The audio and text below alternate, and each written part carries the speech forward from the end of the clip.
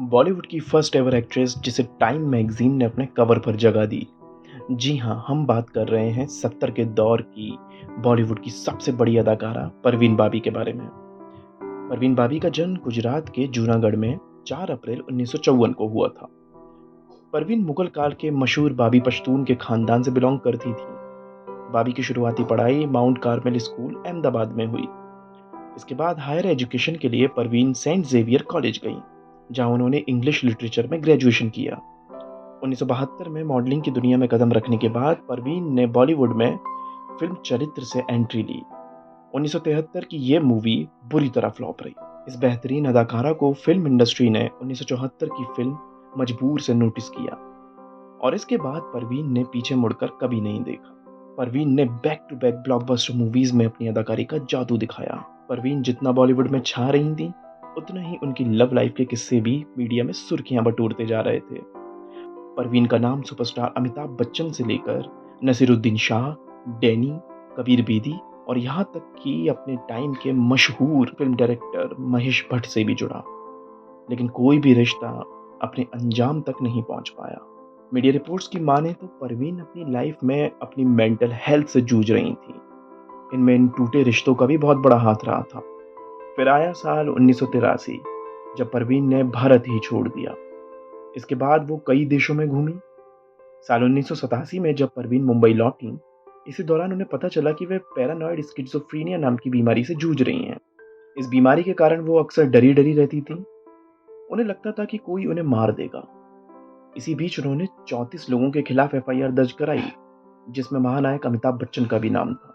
कहा जाता है कि फिल्मी दुनिया चढ़ते हुए सितारे को तो सर पर बिठा लेती है, लेकिन अगर वो सितारा गर्दिश में हो, तो उसे भुलाने में भी ये इंडस्ट्री देर नहीं करती। इस तरह धीरे-धीरे समय निकलता गया, परवीन भी मीडिया से गायब हो चुकी थीं। फिल्मी दुनिया के लोगों ने भी उनसे दूरियां बना ली थीं। उस वक्त मीडिया रिपोर्ट्स की माने तो परवीन अपना जीवन दुनिया से कटकर अकेले बिता रही थीं। बॉलीवुड की सबसे बड़ी एक्ट्रेस को दुनिया भुला चुकी थी। परवीन मुंबई के पॉश इलाके जुहू में एज रिवेरा बिल्डिंग में 7वीं मंजिल पर रहती थी। बात है साल 2005 की। जनवरी की 20 तारीख को जब बिल्डिंग के मैनेजर ने उनके दरवाजे के बाहर 3 दिन से इकट्ठा हुए दूध के पैकेट्स और न्यूज़पेपर को देखा, तो उनको शक हुआ कि कुछ अनहोनी हो चुकी है और उन्होंने पुलिस को कॉल किया। पुलिस ने आने के बाद दरवाजे को कई बार खटखटाया, पर अंदर से कोई हरकत ना होने के कारण पुलिस ने दरवाजा तोड़ दिया। दरवाजे के टूटते ही जो कमरे के अंदर का नजारा दिखा, उसे हर देखने वाले के होश फाख्ता हो गए। परवीन अपने बेड पर मृत अवस्था में पड़ी हुई थी। आसपास उनके कपड़े और सामान बिखरा हुआ था। उनकी मौत लगभग 3 दिन पहले ही हो चुकी थी। यहाँ तक कि उनकी बॉडी सड़ने लगी थी और पहचाने जाने की कंडीशन में भी नहीं थी। आसपास लोगों का जमघट इकट्ठा होता गया।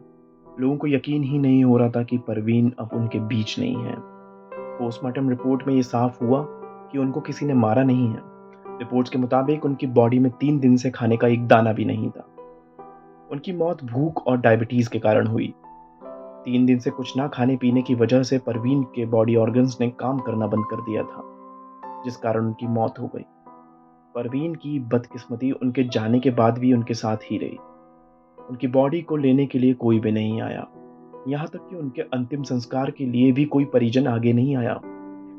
आखिरकार एक समय पर उनके करीबी रहे महेश भट्ट ने उनके अंतिम संस्कार का जिम्मा उठाया।